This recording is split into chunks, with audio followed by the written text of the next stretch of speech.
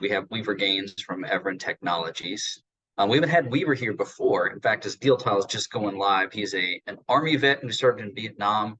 Then he went to get his law degree from UVA, where he still does some adjunct professor work, but he's been very experienced in the medical field. And I think you're going to see that the opportunity that he has presented to you. So I will turn it over to you, Weaver, and Evren Technologies.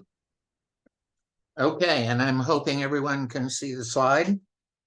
How unusual. Yes, we can. Okay, good. So as Jake said, I'm a Vietnam vet myself, and PTSD is close to my heart. My father was a soldier, my grandfather as well. And while we may be the earliest stage company here today, we do have some revenues with a research version for our vagal nerve stimulation research that doesn't need FDA clearance. We're looking for $2 million to bring the Phoenix, that's our device, through the pivotal trial and filing for a de novo clearance for FDA marketing approval. I'd like to answer 4 questions about our attractiveness as an investment. Is post-traumatic stress disorder, that's what we're aimed at, a big enough problem with a serious unmet need? Do we have a solution? Is the market for a PTSD treatment large enough to be attractive to investors? And how are investors going to make money if they invest in this project?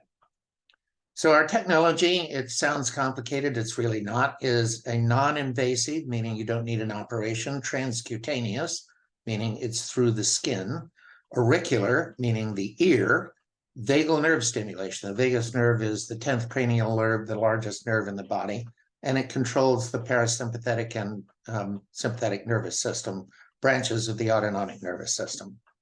Our device, the Phoenix 100, which you see pictured here, is a portable, rechargeable, non-invasive neuromodulation, meaning it's acting directly on a nerve, device. The FDA designated the device as a breakthrough device. And the key I want to leave you with is that we have a clinical trial ready device. And what we need now are the funds to run the trial.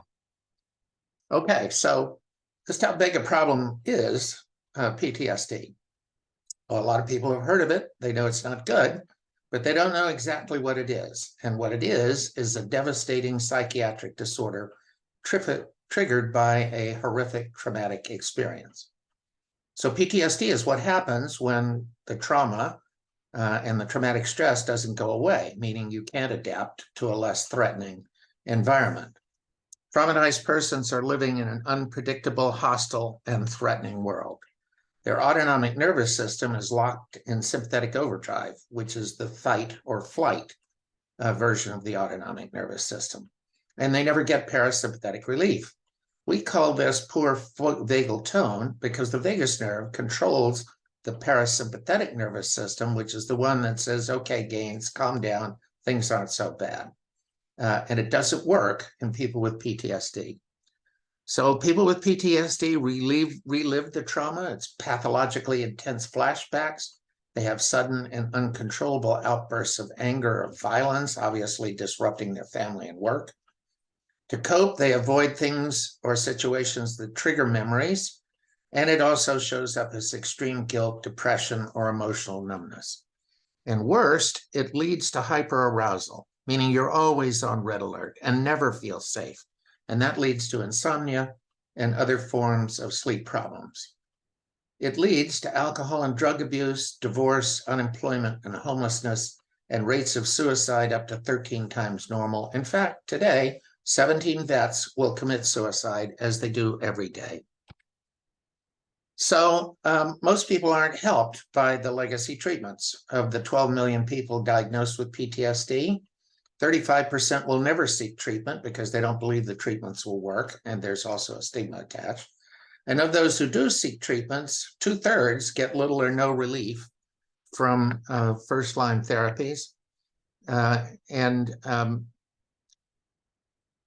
The standards of care, and of the 12 million, only 2.6 million have a satisfactory treatment experience. So we've got a safe and affordable solution. We've run 3 clinical trials checking this device, and they all showed improvements in vagal tone, and particularly our pilot trial from a year and a half ago had a 91% responder rate, a significant improvement in quality of life, and a 95.5 net promoter score, which is about as good as you can get. And it got an FDA breakthrough device designation. So the market is gigantic. It's an $18 billion market in the United States of the 12 million Americans. With PTSD, it's 15 to 20% of military first responders. The largest cohort is women. It's the fourth most frequent mental disease, and it imposes over $232 billion in costs to society. There's a strong market demand for a PTSD solution. Our patients want it, they'll pay for it, and therefore we're going to use a direct-to-consumer go-to-market. Our leadership has all worked together in the past on other successful deals. It includes me, a recovering lawyer, Kimberly Ramsey, our Chief Financial Officer, Neil Giuliano, the Chief Technical Officer, and Kevin O'Connor, the VP of Sales and Marketing. Altogether, we've raised over $100 million. There's 13 FDA clearances, 16 device launches, and 9 successful exits. There is because there are no good solutions, therapeutic initiatives are everywhere and nowhere, but principally falling into three buckets: drugs, cognitive behavioral therapy, and a hodgepodge we call other. These drugs don't work very well. There are lots of drawbacks to them, including increased risk of suicide. Trauma-focused CBT, cognitive behavioral therapy, the main problem there, it does work, but people don't want to do it because it's basically saying, tell us the worst thing that ever happened to you, come in and talk about it over and over again until it doesn't bother you anymore. And there is this hodgepodge of other things with a variety of problems with it. Our key is the focus on PTSD. We're projecting $51.3 million in revenue by 2028, with some $20,000 of revenue this year because we just launched our research device. And we're looking at an exit in 5 years. We've projected an exit value of around 80 million, and the range of exit values based on ratios is 64 million to 88 million, and we're talking about 5 years away. So we have a pivotal trial-ready device. We're looking for a $2 million investment that takes us through FDA approval and de novo classification, a significant inflection point.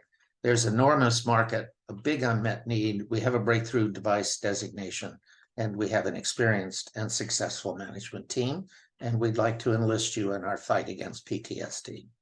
Thank you.